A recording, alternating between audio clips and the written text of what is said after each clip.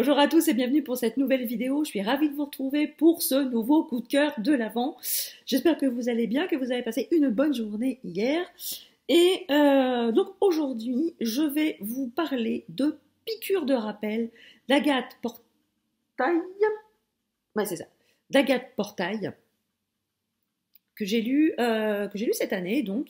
Et ça a été une réelle surprise parce que je m'attendais pas, je m'attendais pas à aimer autant, et c'est chez Kelman Levy Territoire.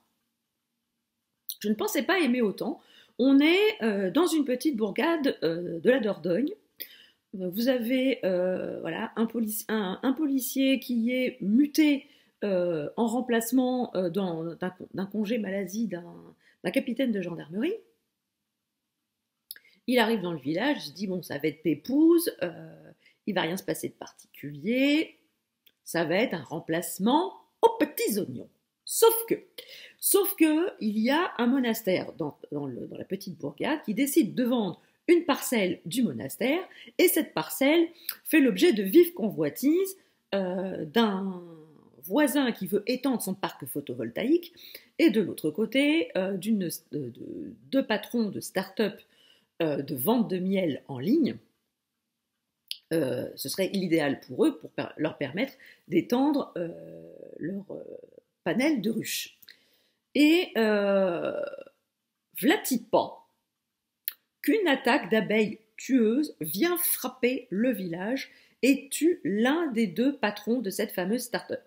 Et là, notre capitaine est bien obligé de prendre l'enquête à bout de bras, et il va s'apercevoir que la vie n'est pas un long fleuve tranquille dans ce petit village, loin s'en faut.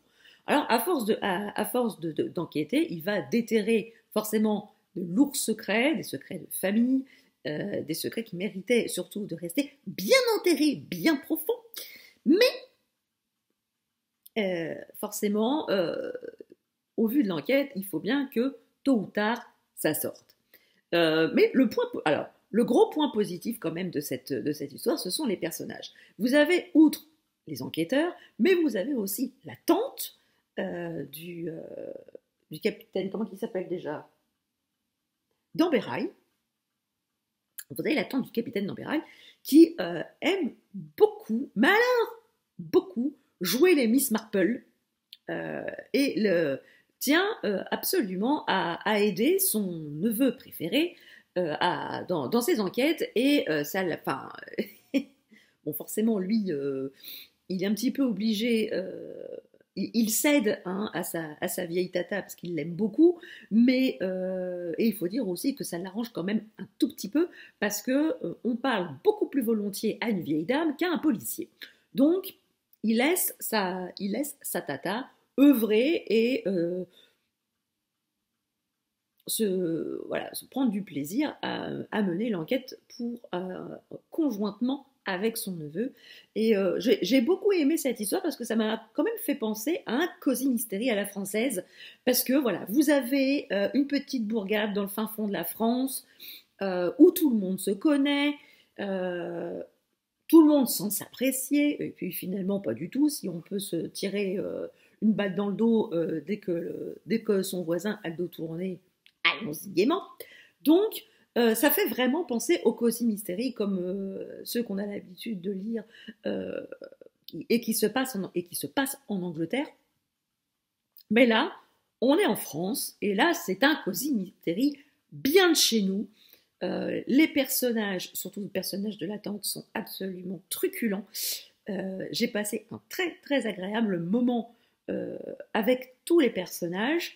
Bon, l'enquête ne casse pas trois pattes à un canard, mais j'étais loin de me douter que j'allais autant aimer ce roman, d'autant plus que c'était la deuxième aventure du capitaine d'Amberaille, le premier étant L'année du gel, paru aussi chez Kelman Levy, mais je crois que le premier est sorti en poche, si mes souvenirs sont bons. Donc n'hésitez pas à aller découvrir ce petit cosy mystery français, à l'heure où on parle tout le temps du Made in France, pour faire des cadeaux de Noël Made in France. N'hésitez pas à offrir ou vous faire offrir ce petit Cozy Mystery à la française, servi par la plume d'Agathe Portail voilà, qui est très très fluide, ça se lit très bien, c'est extrêmement addictif. Donc surtout, n'hésitez pas à vous plonger dans ce petit Cozy Mystery à la française. J'espère que cette vidéo vous a plu, qu'elle vous aura donné envie de découvrir ce roman. N'hésitez pas à mettre des petits pouces en l'air, à partager cette vidéo. Et surtout, si vous n'êtes pas abonné à la chaîne, n'hésitez pas, c'est gratuit, ça fait plaisir et ça ne fait de mal à personne. Sur ce, je vous laisse et je vous dis à demain pour un nouveau coup de cœur de l'Avent. Ciao!